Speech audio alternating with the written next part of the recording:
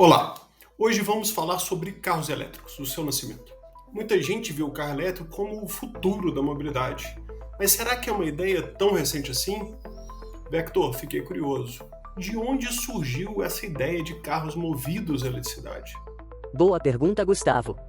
Na verdade, a primeira tentativa de criar um carro elétrico data do início do século XIX. Dá para acreditar? Sério? Tipo 1800 e pouco? Em 1828, para ser mais preciso. Anius Jedlik, um padre físico da Hungria, desenvolveu o conceito de um motor elétrico rudimentar, que pode ser considerado uma das primeiras bases para o carro elétrico.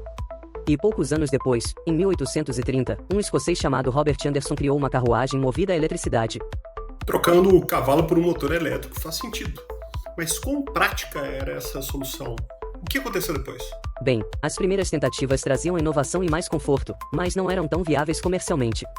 A verdadeira revolução dos carros elétricos começou no final desse mesmo século.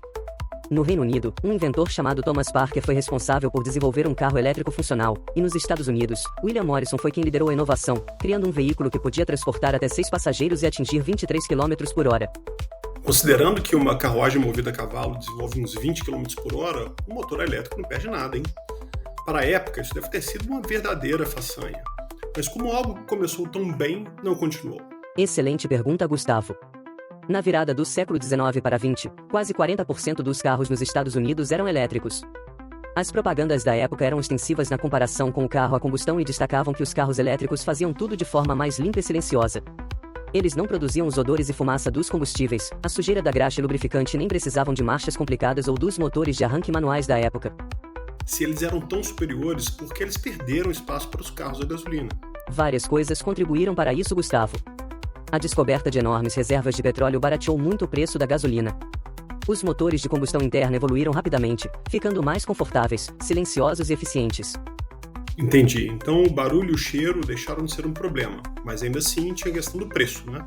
Exatamente. E foi aí que Henry Ford entrou em cena com sua linha de produção em série, que reduziu drasticamente o custo de fabricação com seu Ford T. Enquanto isso, os carros elétricos empacaram nas suas limitações, como a velocidade máxima e sua autonomia. Para a maioria das pessoas, a experiência com um carro a gasolina passou a ser muito mais prática e acessível. Faz sentido. Então a inovação dos motores a combustão atropelou o carro elétrico, que não conseguiu evoluir no mesmo ritmo. Sim. Houve até tentativas inovadoras para salvar os elétricos.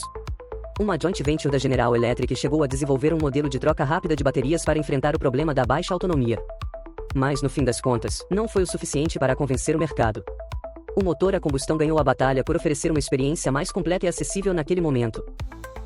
Então, foi isso que marcou o fim da primeira era dos carros elétricos? Exatamente. A evolução dos carros a combustão, junto com os avanços em combustíveis fósseis e a produção em massa, fez com que os carros elétricos perdessem espaço. Uma questão de economia, conveniência e infraestrutura. Naquela época, as condições simplesmente não eram favoráveis para os carros elétricos continuarem evoluindo.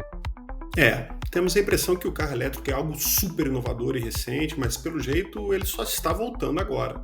Quer dizer, voltando com força, porque parece que dessa vez é para valer, né? Hoje, com as novas tecnologias de baterias, preocupações ambientais e a busca por sustentabilidade, os carros elétricos têm uma nova chance. Mas como você viu, essa ideia tem raízes profundas no passado, e foi uma longa jornada até chegarmos ao que temos hoje. Então é isso, pessoal. Espero que vocês tenham gostado de saber mais sobre o início dos carros elétricos. Não se esqueçam de curtir, comentar e compartilhar, e nos vemos no próximo episódio.